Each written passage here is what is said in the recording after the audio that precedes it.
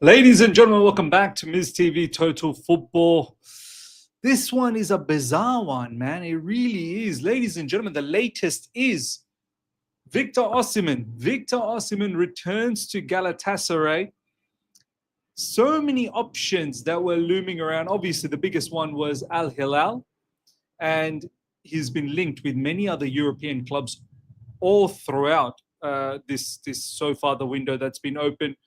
Chelsea been linked. Whether we've been serious or not, I don't know. John and Mikel will tell you that, hey, pick up the phone and let's get this done. It's not that far away from a deal.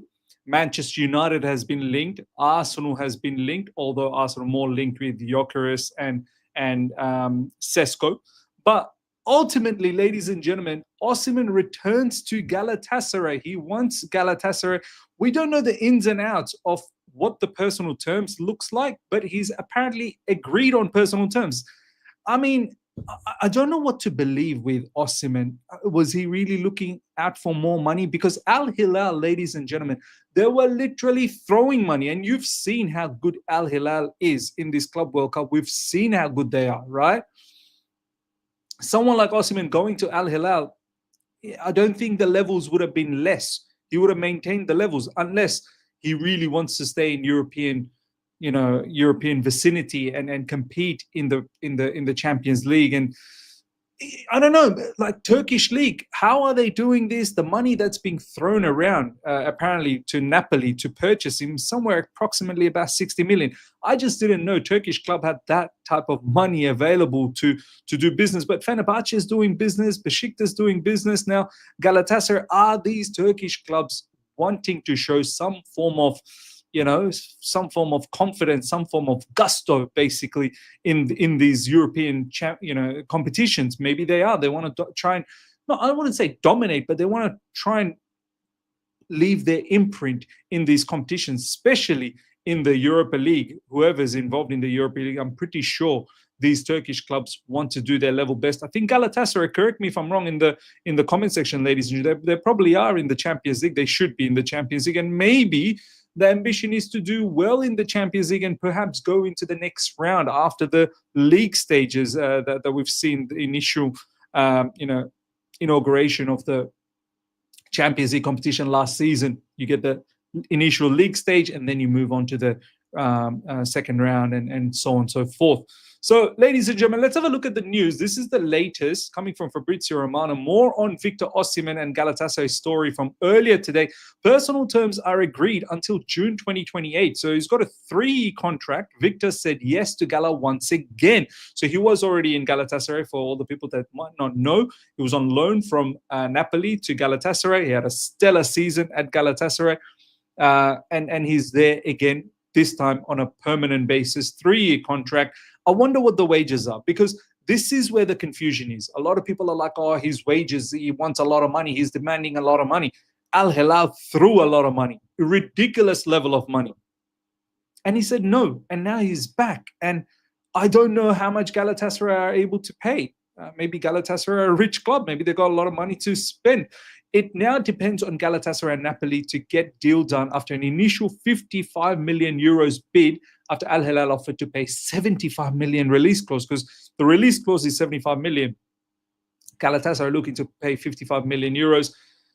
You can understand why Napoli wants more, because you've got Al Hilal wanting to pay that 75 million. This is a bit of a conundrum. It's not the end of the story. The story is that Osimhen wants to join Galatasaray, but whether Napoli accepts this price, we shall see. This is the latest. Galatasaray will approach Napoli again for Victor Osimhen, with new proposed after 60 million turned down. Of course, it'll be turned down. 75 million is being offered by Al Hilal.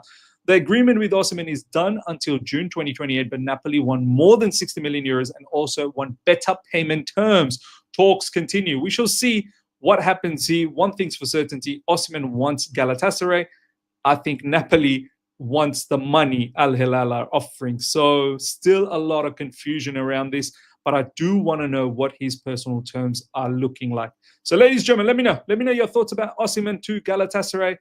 I mean, what's this guy doing? He really should be participating in some of the top clubs in European level and competing at the highest honors. But Osimhen has different plans. And if the plan is Galatasaray, it just doesn't make sense to me. But let me know in the comment section, ladies and gentlemen. And the Turkish fans out there, Galatasaray fans out there, let me know what is the thought process here of Osimhen wanting to be in the Turkish league. Next up, ladies and gentlemen, this broke literally a couple of hours ago. Exclusive, Anthony Elanga to Newcastle. Here we go. Deal in place, club to club with Nottingham Forest for 55 million. Elanga was actually pretty good for Nottingham Forest last season. I'm not even going to lie. He scored some important goals, made some good assists. Was a key component of Nottingham Forest doing well last season in that middle section of the season. 55 million, I think that's smart business from Nottingham Forest point of view. They're getting a lot of money out of it. Newcastle, they really wanted João Pedro. Now they end up with Elanga. Two different types of players. João Pedro was able to play many different positions, whereas Elanga is an out-and-out winger. Good winger, 55 million. Look, I think that's a hefty amount of money. Elanga's probably should have been worth no more than 45. But this price tag has created a precedent. As you know, Madueke wants to go to Arsenal, and we're negotiating over there as to what fee is acceptable. I think the fee really should be starting from 55 million. You know, Madueke is no less than Elanga at all. Madueke 100% is not a lesser of a player than Elanga. 55 million should be the base price for Madueke. But apparently the talks are something around the 40 million, 45 million sort of mark. But this is a precedent. This is definitely a precedent. Agreement also in place with Players Camp on long-term deal. Excellent addition to Newcastle United FC. I mean, yeah, he's a good winger. Don't get me wrong, he's a good winger. But look, Newcastle are blessed because they've got good players like Isak, Gordon, Bruno Guimaraes, Sandro Tonali. All of these players are very good. And then when you add Elanga, it's not a situation where their squad is poor and then they're adding Elanga. It's not going to make much of a difference. Because their squad is very good and they're adding Elanga, it just, it helps. It makes them a little bit more better, I suppose. So not necessarily Elanga being heaps better, because their squad's so good already. Adding Elanga on top of that, it just helps. 100% it helps. Newcastle fans, let me know your thoughts. How are you feeling about Elanga? Here we go to from Nottingham Forest to Newcastle. I think he's shown last season. He's a very good winger. I think he's only going to get better, I feel, at Newcastle. So Newcastle fans, let me know. 55 million as well. What do you think about that price tag? Last but not least, this is a very interesting one. Inter and AS Roma have both reached out to Palmeiras for Richard Rios in the recent days as midfield target. Request from Brazilian club, 30 million fee. That is beautiful. How these Italian clubs, they manage to get players like such for these type of fee. 30 million euros, you're looking at about, what, 25 million pounds probably. This is good. Palmeiras, obviously, Estevao was a standout, and the other one alongside him, I wouldn't even say behind him, alongside is Richard Rios. It's not Rios, Richard Rios. He showed his class in this Club World Cup in almost every single match. He was very, very good. A dynamic midfielder. Yeah, he's got an eye for a goal. He's got an eye for an assist. Works hard. Absolute dog of a South American player.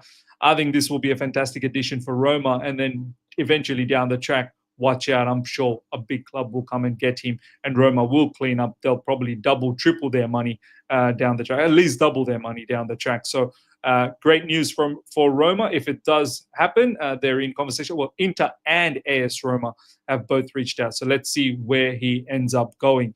Richard Rios, one to look out for in the future. Ladies and gentlemen, let me know your thoughts about Richard Rios. What do you think about him? Do you think Man United fans are quite upset? They're like, why aren't Man United after this player? And they're quite annoyed about this situation. Man United fans, let me know your thoughts about Richard Rios.